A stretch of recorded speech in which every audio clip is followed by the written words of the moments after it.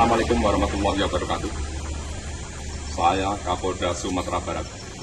Pada malam hari ini dan sampai dengan dini hari ini melaksanakan sidak di beberapa SPBU.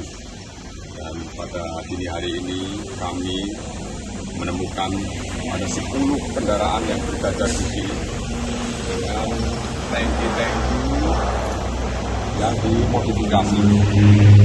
Setiap tangki rata-rata diisi 1000 liter. Ini ternyata bahwa terjadi penyimpangan di salah satu SPBU dengan oknum-oknum atau mungkin masyarakat yang nanti akan kita periksa karena semuanya kabur semua ini, dan termasuk yang menjaga ini SPBU juga kabur semua ini akan kami tindak tegas karena sudah terbukti dugaan kerjasama antara SPBU dengan para oknum komisi solar yang ada di SPBU, dan pastinya akan kita kembangkan di beberapa SPBU yang lain.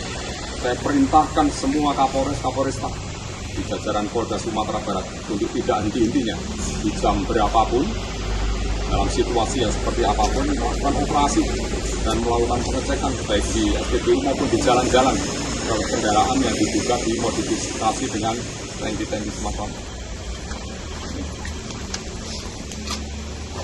akan kita usut tuntas dan tentunya akan kami laporkan perkembangannya kepada pimpinan.